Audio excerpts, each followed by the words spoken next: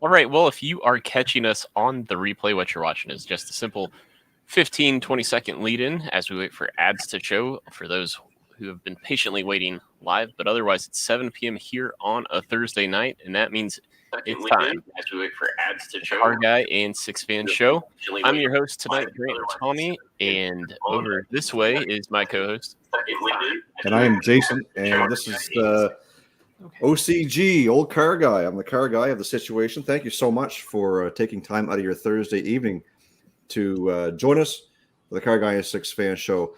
Let's take a look into the chat and see if we can see who's over there and invite everybody or thank everybody for joining us. Everything is Broken Garage. Ryan, you got Gary Mathis, Will's Wheels, and Grimm's Auto Service.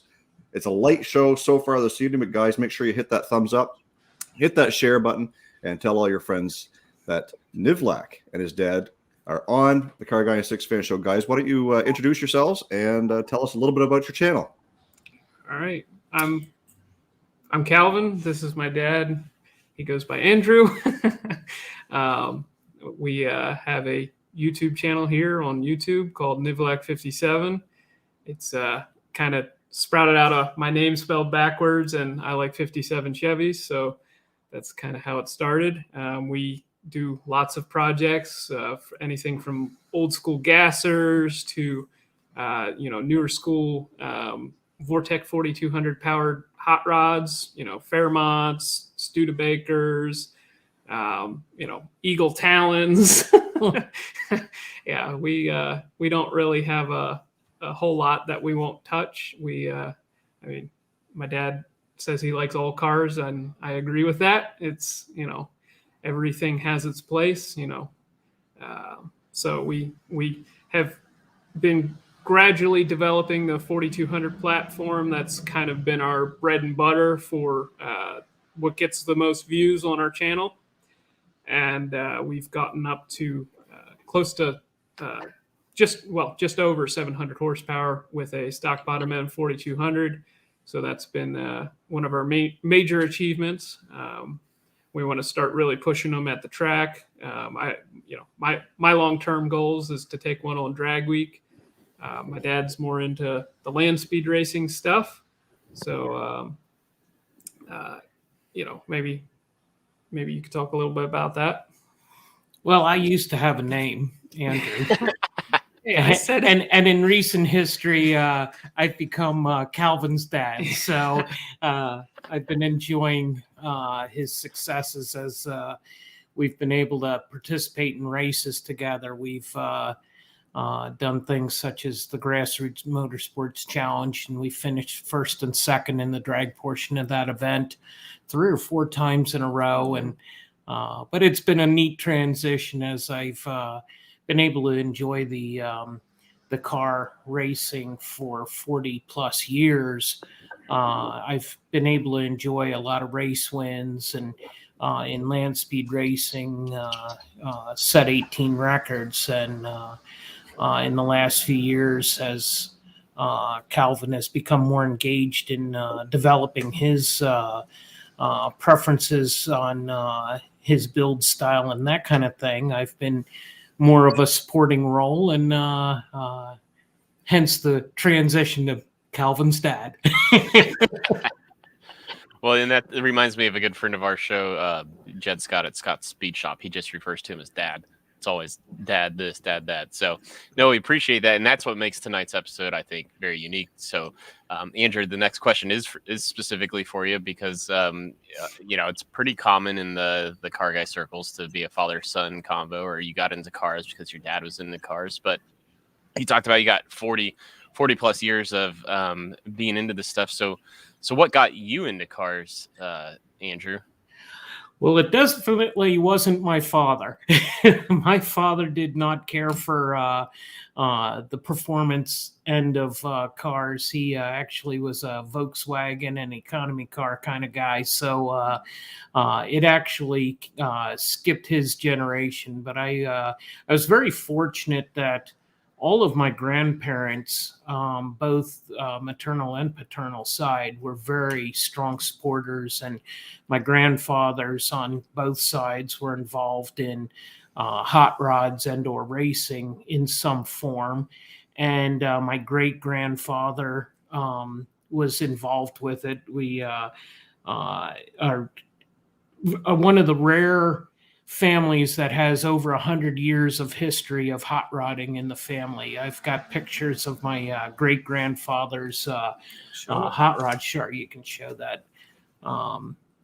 That's a 108-year-old picture, and that's my grandfather who's an infant and my great grandfather, and that's their hot rod just outside of the garage that my great grandfather owned. And his skill set was so great that he's actually got there's a car that he built that's in an Italian museum. And I was very blessed for the support that I got from my mom.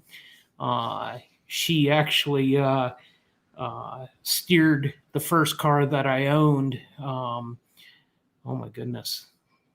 That was mid to late 70s. I got a 54 Chevy, and the neighbor towed it home and by rope, and my mom steered the car, and I got to have her support. And my grandmothers just loved cars, and my grandmother on my Nelson side was one of the most wonderful supporters of all her grandchildren. And she always had a car story to share because she just loved cars. And my grandfather Nelson raced motorcycles in Sweden, and Papa, I remember as a child, he had a 327 in an old Willys, and he would take me for rides down to the beach, and it had a tunnel ram with one of those clear plexiglass hood scoops that were popular in the day, and the thing was bright yellow. And I remember going down to Staley's Beach and just, the thing's just rumbling with a high compression small block, and everybody's looking. And those memories and the opportunities that I had growing up in the 70s, 80s, and being able to be part of the car culture that was just full bore, even though things had gone to low compression and the focus on fuel mileage come along, there was still a lot of big blocks roaming the streets as I went to high school. And so it was something that I was around my whole life. All my cousins enjoyed the car scene, my grandparents. And so despite my father's best efforts to steer me away from that affliction, I caught it. Your first car was going to be a Corvette, right? Yep. But your dad would not allow it. He would not allow it. And so I ended up with the 54 Studebaker. You'll hear Studebaker getting mixed up a few times, but I got the 54 Chevy that I traded for my 51 Studebaker, and that's the hot rod I had in high school. It was back in 81. That thing was able to run 12 O's, and that was an incredible accomplishment in the day and age when a lot of the big block cars only ran 14s. So obviously, Calvin, by listening to your father, that you came by it naturally. You were born into the hot rod bug. And we were talking before we went live on the show about your eclectic taste in cars, and not just the cars themselves, but the power plants you choose to make them drive. To me, the elephant in the room is your affliction with these inline 6-cylinder 4200 GM engines. So I think if anybody who's in the chat right now does not know what the 4200 is, I'm going to let Calvin explain it and his choice and why he uses that. But that's a lot of what he's got. I think you've got two cars. You get the Fairmont as well as the Studebaker. Oh, you get three of them now. Okay, so we use that running this 4200. So tell us how you came about to that particular engine and the knowledge that came with that to get you where you're going now with, I believe, 9.0 runs in the quarter mile? Well, high nines, but we'll be there soon. We'll be there. There you go. So my first car was the 63 Studebaker that you see on the channel quite a bit. I got that when I was 16, and but that was kind of a bigger project, and I wanted a hot rod that I could take to high school and just do kid stuff with. So my uncle had a 64 Chevy 2 Nova 4-door, and it was powered by a 250 cubic inch inline six.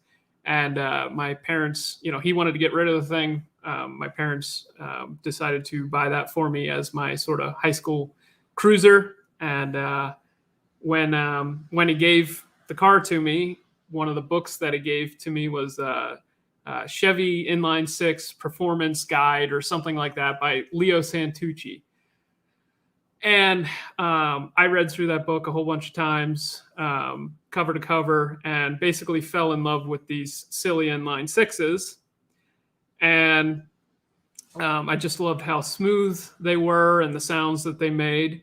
And on that Chevy 2, the back brakes didn't work so well, so I could do burnouts with my Chevy 2 because it just happened that the rear drum brakes just weren't too great. So but I just fell in love with the inline six, and as I was getting more into the hot rodding stuff, I was looking into supercharging the 250 inline six. And so I was, trying to get that all done. But right as I was about to, it was like the weekend that I was going to do the swap, because I was driving the thing around naturally aspirated. It was a 1-barrel carburetor on the 250. And I used a thermostat housing from a small block Chevy to adapt from the 1-barrel carb to the discharge from the supercharger, and there was a whole bunch of silly stuff like that. And it was like the weekend that I wanted to do, okay, now we're going to put the supercharger on and see. And I got into a car accident with the thing, and it was totaled. And, it just didn't pan out. And, around that time period we had a friend, he's like, what? I see your love for these inline sixes. Why don't you mess with these Atlas motors, these Vortec 4200s? And, I was, very inexperienced, and I was a little scared of the EFI thing and that kind of thing. And, they were still expensive back then. And, it was just not practical at the time. But apparently I talked about it a lot because my one coworker at my first job, which was cleaning garbage trucks, apparently I talked his ear off about these engines. I have no memory of it, but it sounds like me. So later on down the road, got my Studebaker going. We put a V8 in it, a 260 cubic inch V8 that my dad actually used for land speed racing. That's another story. Then we did an LS in the thing, and kind of got that all going. But I just ran into that friend at the gas station one day. He's like, "Hey, are you Calvin?" And I'm like, yeah. And he's like, "Hey, did you?" We got to talking. He's like, "Hey, did you ever do that 4200 thing you were always talking about?" I'm like, No, I didn't. And it just, that kind of put it into the front of my mind again. And it was like, I need to do that. And so that weekend I located a Trailblazer and an engine. It was just a listing for the engine. And the guy was a shop teacher, and he had people beating his door down, but he chose to hold the ad for me because he knew I was a kid and I was going to do something cool with it. And I bought the engine for $100 and the Trailblazer for $300. And it was really cool. He saw potential in me, and he's still friends with me on Facebook, still makes comments on this stuff that we're doing these days, and I think he made the right decision. But yeah, so we bought this Trailblazer, and I just was like, for a while it was like, okay, I got to figure out what I'm going to do with this engine. I tossed around ideas all around the place, and just finally it was like, I want to put this in my Stewed. I think it would be cooler in my Stewed. I wanted my Stewed to be turbocharged because I just love turbos. Who doesn't? Yeah, well, yeah. I mean, and I was nervous if I put a turbo on the LS, it would be get to be too fast that it would overpower the chassis, and I'd have to put all kinds of bars in the thing, and I didn't want it to be an all-out race car. I wanted it to be more of a street car. So I was like, okay, I'm going to put this inline six in it with a turbo. It'll never be fast enough for me to need all kinds of bars. Well, little did I know. 9 seconds later. Well, yeah. So that's kind of what started it all. And we worked with Matt Happel of Sloppy Mechanics to tune the thing originally. We had a long journey of figuring out how to get the VVT to function, and figuring out the merits of that. And it's been a fun road, and now we're making LS type horsepower with these inline sixes, and it's like, well, I guess my plan to not make too much horsepower didn't work out too well. So well, yeah, that's kind of how it started, and I'm very happy we decided to go down that road. It's definitely an engine that doesn't get any love, and it's been good to kind of dispel some of the misnomers about it. Just some people have these weird opinions about these things. There's kind of like this old 4200 crowd that's just like, they're the the sages in the background that are just, thou shalt not blah blah blah. They just, you can't do that with this engine. It just won't do it. And we've been just gradually like, nah, stock bottom's plenty strong. It's the same thing with the LSs. The LSs, when they were new, everybody's 400 horsepower, you'll blow the bottom end out. And now guys are making 1300 horsepower with them, and it's the same thing we're finding with this 4200, that we're just like gradually pushing further and further and further. And now we're the Fairmont Futura, which is another car that we did with a 4200, is currently in the shop, and we're probably looking at 800 wheel horsepower as a realistic goal for that thing. And but we don't know if it's possible until we try. So, but we're putting all the necessary components in the thing so that it is capable of that. And you'll find out if it's possible or not. So you'll have to be subscribed to Nivlac57 in order to find out how that story ends. Calvin, there's lots to unbox there, because there's so many things that I could take this like 3 different ways. And Sure. For one, I'm the appeal for me to your channel is offbeat hot rodding. The fact that you've mentioned Studebaker like 17 times already is awesome in itself. So, and obviously my channel name was based off of my first vehicle, a 95 Ford F-150 with a 300 inline six. Yep. At that time, I was I'm a freshman in high school around 1999. I kind of knew this was going to be the truck I was going to end up with, and the inline. And hopefully I'm not losing internet connection there. I probably did. You were glitching out just a little bit. Yep. I saw it there for a second, but yep. Well, I was into sport trucks at the time, and so I picked up a issue of Truckin' magazine. I still remember this tech article about this 4200 inline six dual overhead cam valve Chevy motor, and I got real excited about it. And I remember reading all the things like, correct me if I'm wrong, but it's got the same 6-bolt main as a LS motor does, and it's no, okay, all right. Well, that was the one I wasn't sure about, but I still remember them talking about like the unique casting that they used, like I think it's sand foam casting or something like that. Foam. Yep, lost foam casting. Yeah, lost foam, and just all the innovations. And it was just really like, okay, look, inline six was such an ancient thing, but now here's the modern day version of it, and it was all exciting. But they also put a drive shaft through the oil pans on the 4-wheel drives and things like that. So Yeah. Yeah.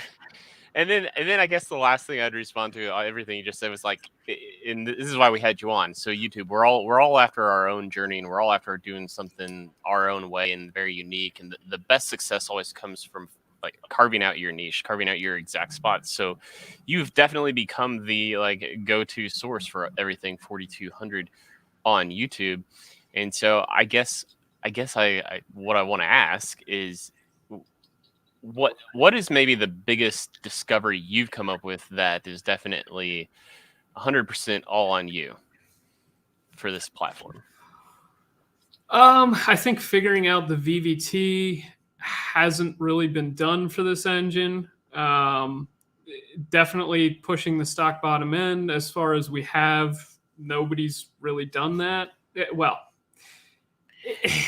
I hear some people say, "Oh, well, yeah, we did that a while ago," and it's like, okay, bullcrap. Show me the dyno. It's Even getting the thing running on the aftermarket ECU. Yeah, that was a huge accomplishment because I think most of the people in the past relied on either distributor conversions and some of the competition engines and always used the factory style computer. But I remember how exciting it was when he finally got that 7-tooth reluctor to work with an aftermarket ECU, which opened up a lot of tuning opportunities, and he was able to take it to the next level. So I hope you don't mind me bringing that up, but I remember we were standing right over there out there in the driveway, and it was it finally clicked, and it was like, finally.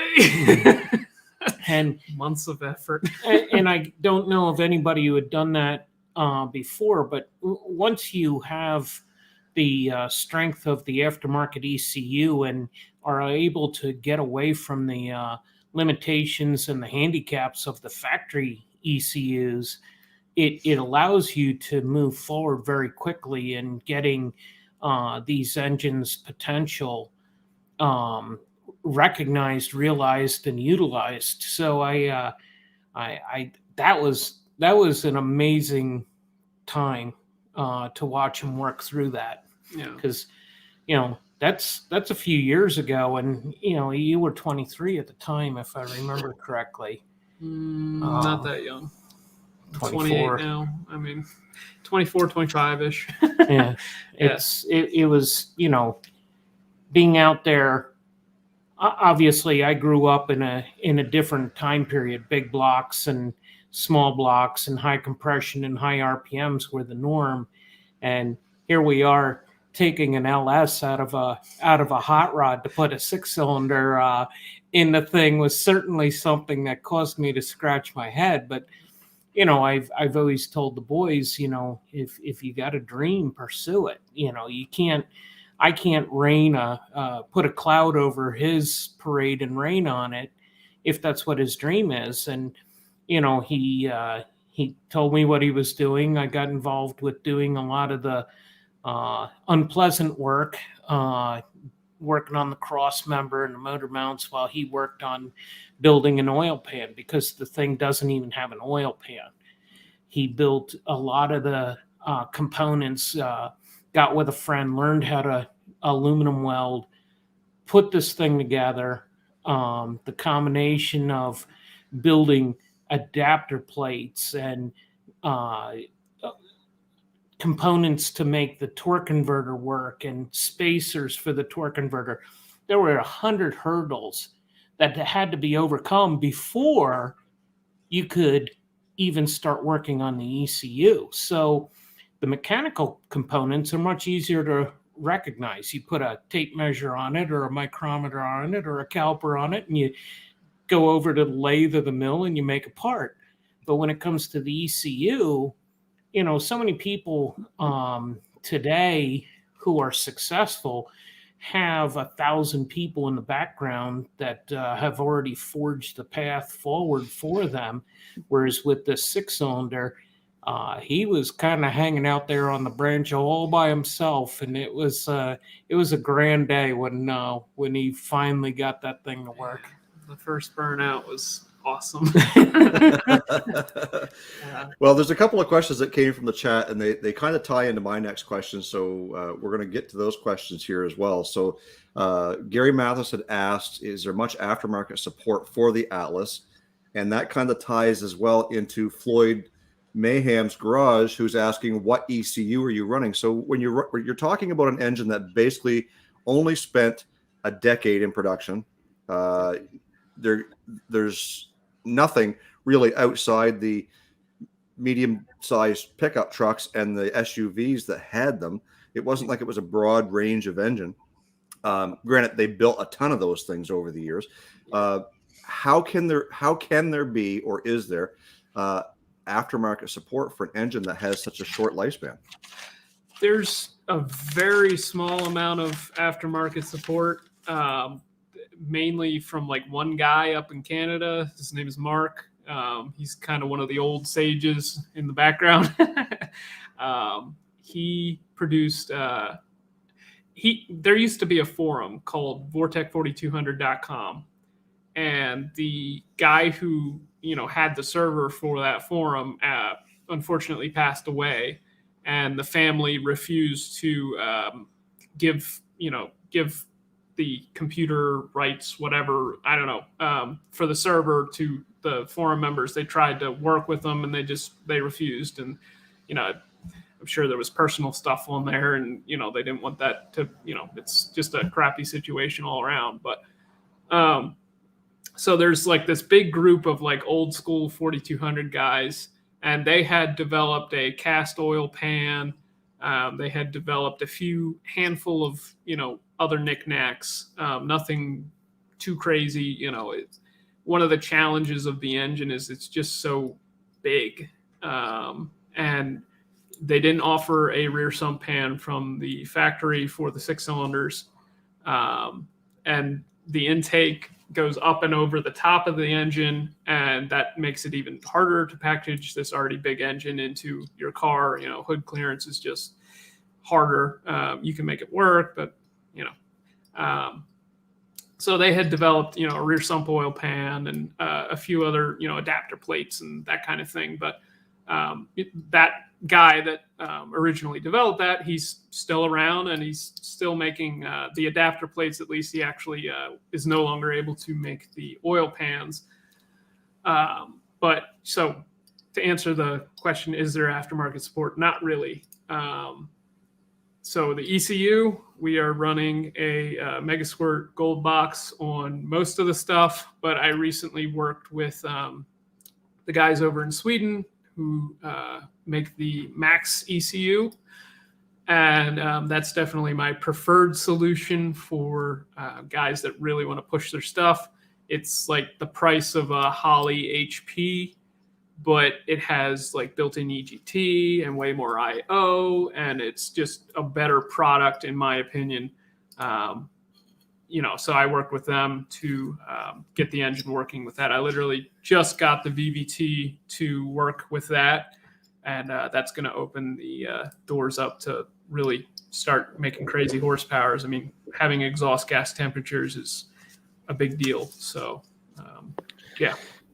Andrew, I have to ask, after you've seen your son take, this platform that nobody else would really touch, it started with $100 motor and a wild dream.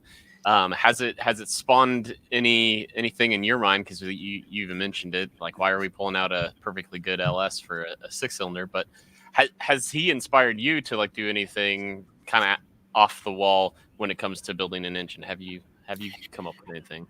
No, I've always been very creative. So he definitely gets that naturally. I've done enough things early on that were kind of off the wall, and they worked. And I was a 6-cylinder fan when I was very young.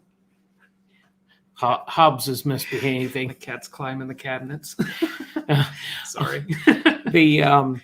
I had 235s, and a series of old 6-cylinders when I was younger, so I had an appreciation for it, and I actually want to see this platform go to a whole nother level, and had offered to let we have a 260Z that I wanted to offer up to put one of these engines in and see if we could get the thing into the 7s, but Keep talking. uh-oh. I want to see the cat. Oh.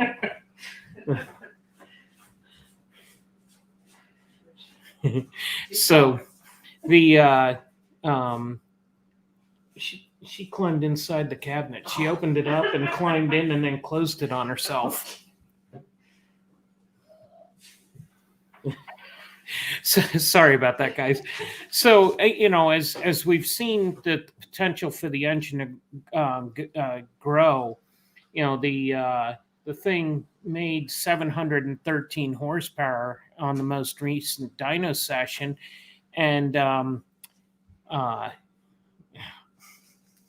look at the camera, silly girl. There you go. That's Hobbs, Calvin and Hobbs. Yeah. After that dyno session and a lot of analysis on its performance and some other factors that we had recognized, we realized that we probably left 40, 50 horsepower on the table. And when that came to light, then it's like, okay, how do we make a big splash? And I think Leo is probably going to have the first 7-second full body, full sized car in the 7s, door car in the 7s. But it's a full on race engine, and we're big fans of the effort that they're putting in to stretch the legs on that. But we would definitely love to be the first in the 7s with a stock bottom end. We think it's in reach, and only in the last day or two we actually talked about not doing it in the Datsun. But the long answer short to your question is that I still have big blocks. I still want to do things with them, but I really want to see this 6-cylinder go somewhere. So as we look at the future and what can help grow the channel, the Nivlac57 channel, we know that the 6-cylinder is going to be part of it. So we're not likely to be the first in the 7s with it, but we're going to certainly put together some packages that are recognizable and draw people in for the package that they are, and hopefully it'll draw them to the awareness of the engine. Yeah, without people actually doing the engines, the big time manufacturers aren't going to invest in developing rear sump oil pans and camshafts and custom intakes and custom exhaust manifolds. Just if we're literally the only 2 people doing stuff with them, it's kind of it's just gonna fall back into the cobwebs. Yeah. Well, very fortunate. It's as the channel has grown, it's gotten a lot of attention from companies that are starting to help us on our path. Monkey Fab has been a tremendous supporter. Just Mike is such a great guy. He's a great dude. Yeah. He's a friend of our show as well. Yeah. Snake Eater Performance has been with us for a while, helping us out. And, we're seeing companies express interest in manifold development and,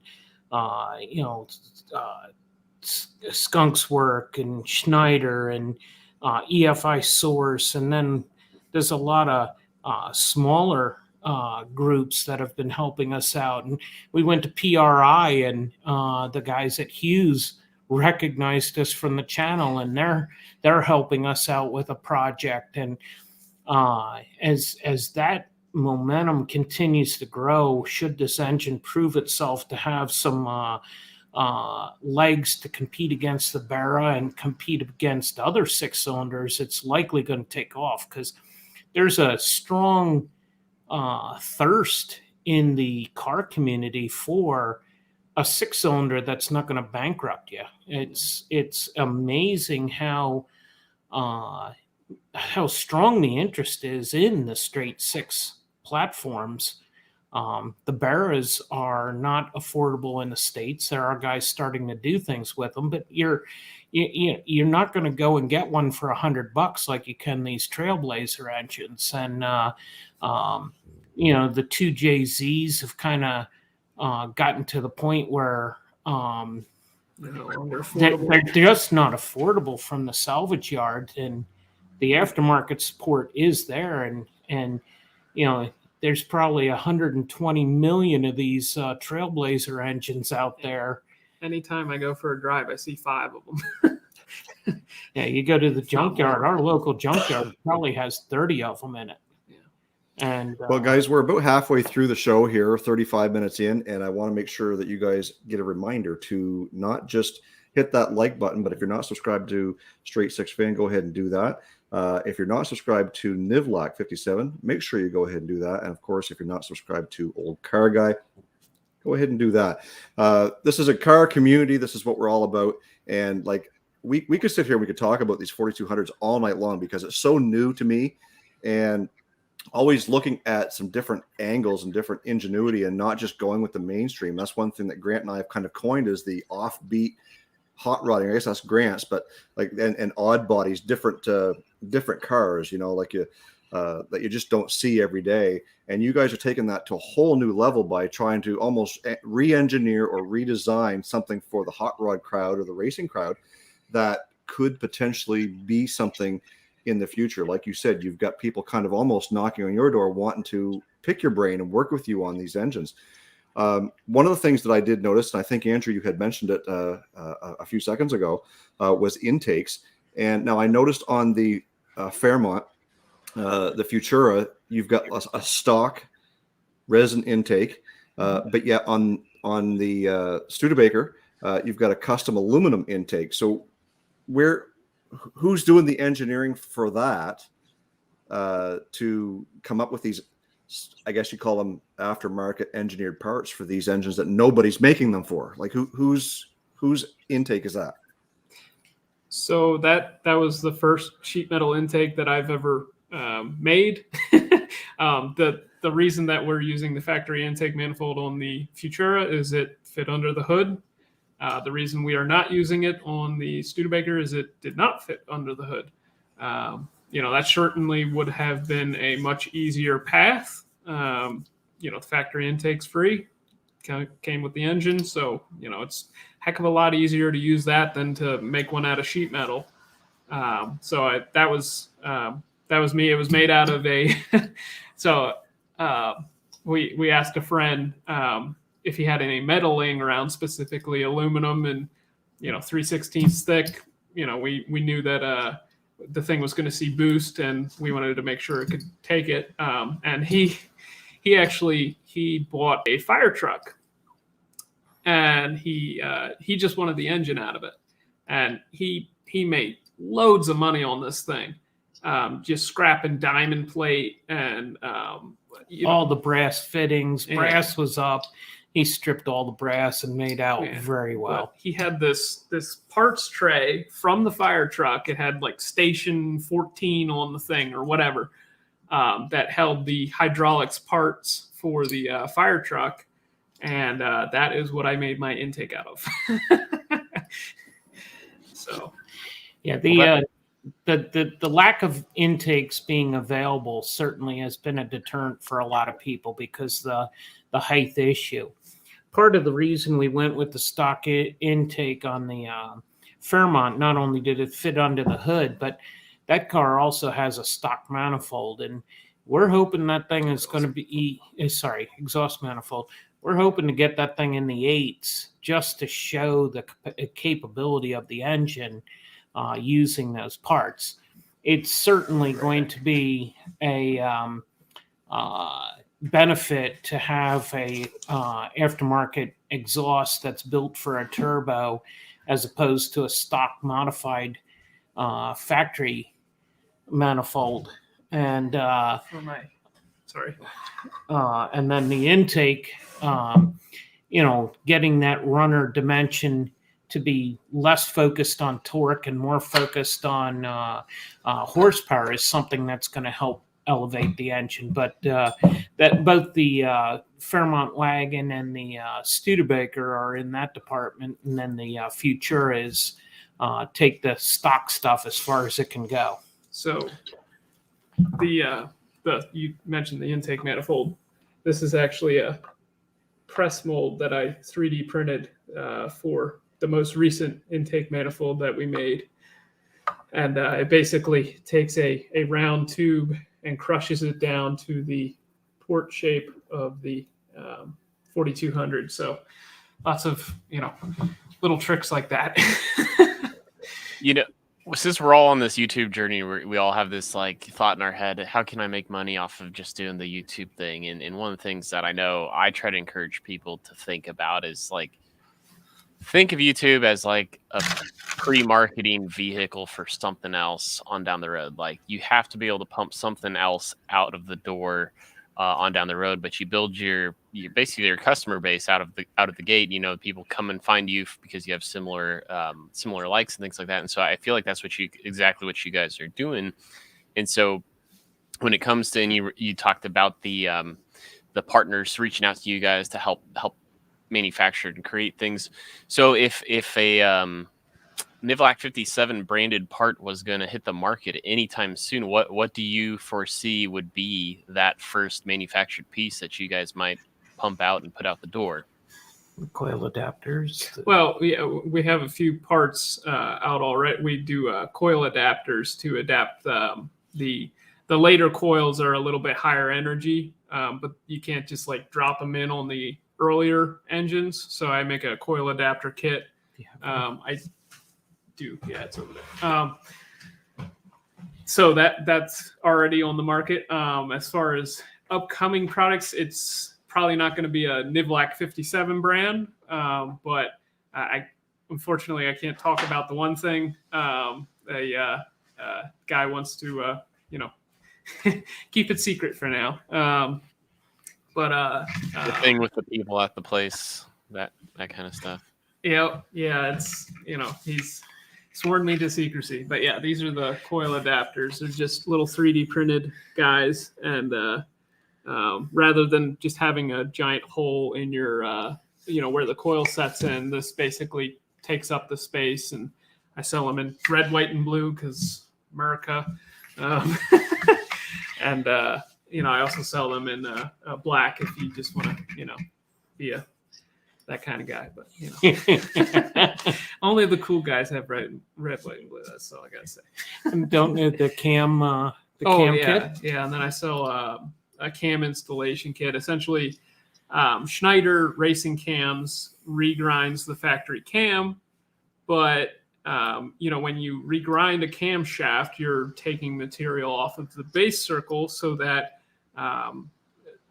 to the valve it looks like a bigger cam, but in order to actually accomplish that, if you think about, it's a rocker arm arrangement. So this is the valve, and there's a rocker arm across here, and the cam pushes down on that rocker arm. But if you take material off of your base circle, you have to take up that material with your lash adjuster, which is on this side, so that it stays on the valve when the valve is shut.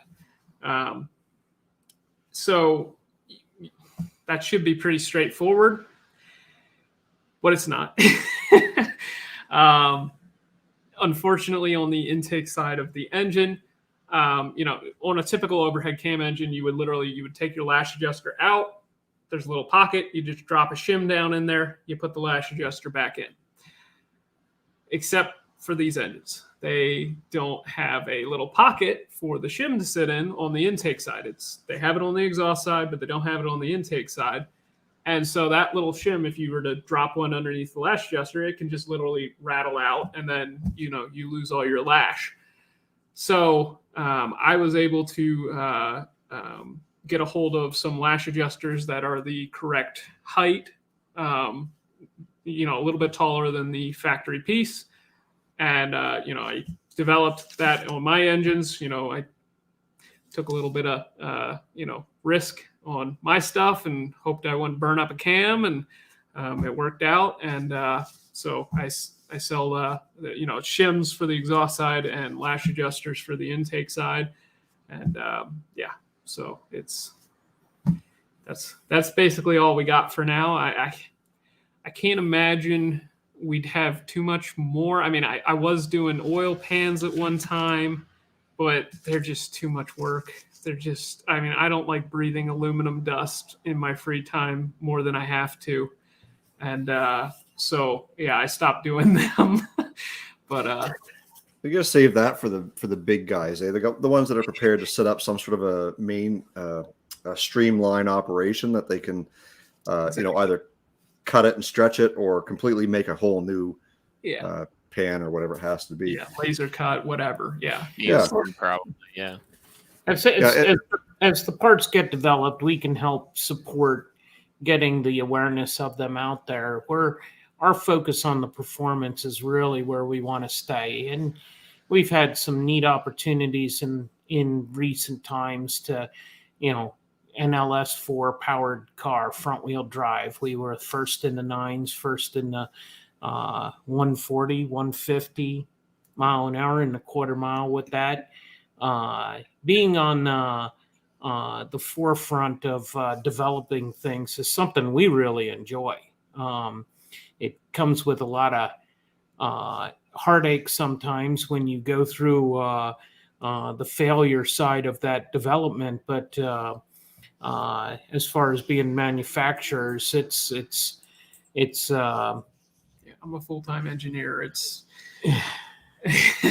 I don't got a lot of free time as it is, and it's hard to I'm just going to devote, the rest of my day to manufacturing parts. No thanks.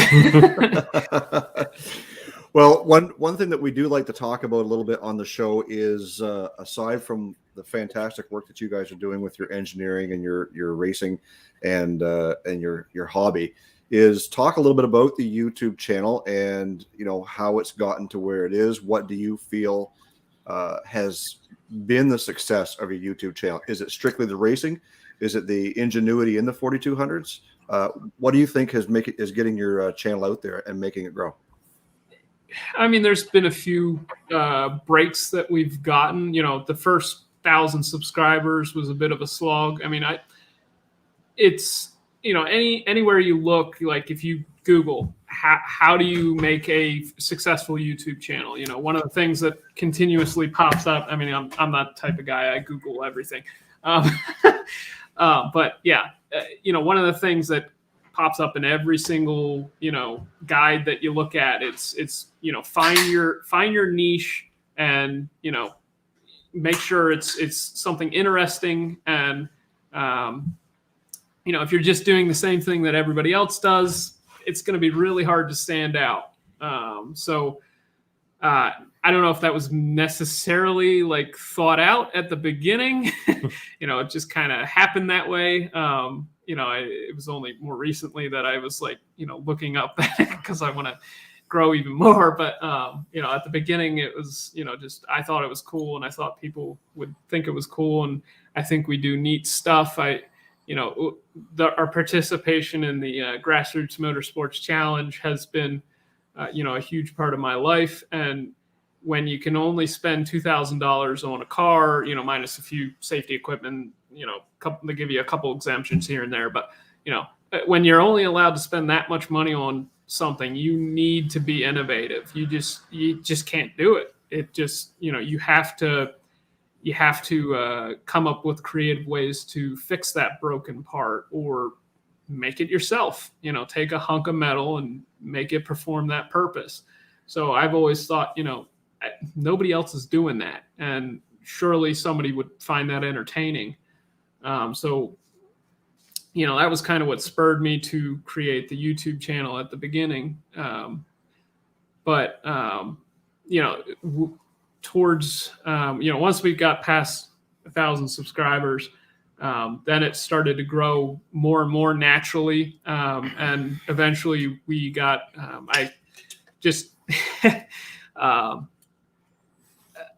just out of the blue, Jeremy Formato from Faster Proms just sent me a text. Just, we were on our way home from Beaver Springs one day, and I was like, okay, this is weird. And he just is like, I love what you're doing with this 4200 stuff. How can I get involved? I'd love to do one myself. Let's make something happen here. And he regularly makes his way up to our area, which is, southern PA. And I'm like, well, maybe you could stop over at the house one day and, just, stop over and, we can show you what goes into the 4200 stuff. And so he did. And that was right around the time when, if you follow his channel, LS George, he did this, he has his truck, which is his twin turbo truck. And he did that burnout at Cletus and Cars Indy where he hit the wall and he like spun around and it like almost went up into the crowd. And like, that was the subject of the video. And, he filmed this video with us and then he tacked us right onto the end of that. And it was like, dude, like, you got this awesome subject, LS George doing this crazy thing. And then you tack us right at the end of that. Like, dude, thanks. Like, that's awesome. Like, not only, I, of course, I'm analytical. So I look at like, okay, what makes other people successful? What, so I was like studying his channel very intently. Like anytime he mentions Cletus in the title, instantly gets double the amount of views. And it was like, so he put a segment in that video, which had Cletus in it. And then he threw us into another video with the Talon, which also had something to do with Cletus. And it was like, dude, like, thank you. And the Nova. Oh yeah, and the Nova. Yeah, it was just, so that was a really big deal. Richard Holdner also got a hold of us at one point, and he started really pushing our stuff.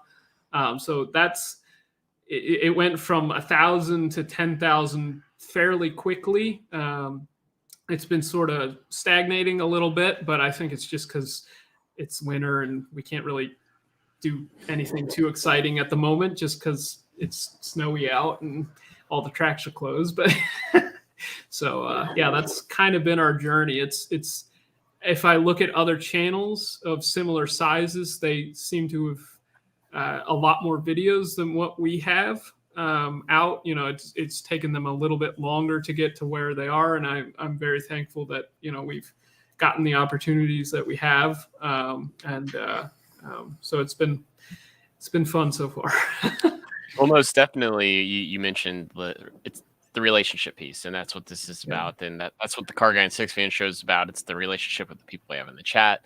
And so much so that I know earlier, let's see, where is it? David McCracken says, nope, wrong one.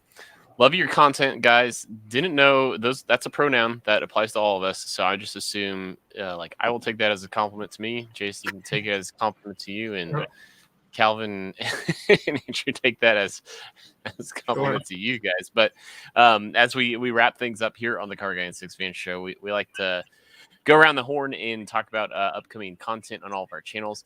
Before we do that, I did just also want to make special note. Everything is Broken Garage was generous enough and donated $20 Canadian via Super Chat. So thank you for that. Jason and I do keep track of all the Super Chat givers, and we do something special at the end of the season for that reason. So keep that in mind. But Jason, what is coming up on Old CarrGuy? Well, before I start talking with the microphone muted, I usually do that at least once an episode, but nevertheless, guys, we haven't been doing a whole lot. Believe it or not, the last 2 weeks at the shop, we've sold half of our inventory. So it's been a super, super busy last couple of weeks. Haven't had time to necessarily pick up a camera. My brother-in-law's 440 Monaco. We're getting ready to put a gas tank in it. We're just waiting for the grommet for the filler neck. That'll be an episode coming up. And and Tom actually had shoulder surgery yesterday. So he's going to be down and out for about 4 or 5 weeks. But I'm going to work on the car anyway. He's given me permission to do that and get some videos out to you guys. So stay tuned for some more 440 content on old CarrGuy. Grant, tell us a little bit about what we can expect on Straight SixFan in the next video. Yeah, so as we move into February, I am adopting the new policy of the live stream is going to be my content for this week, and then on next week will be I'm doing the dash pad repair for the my parents' 94 F-150, so it's the dash pad off of my 95 F-150 that I'm repairing.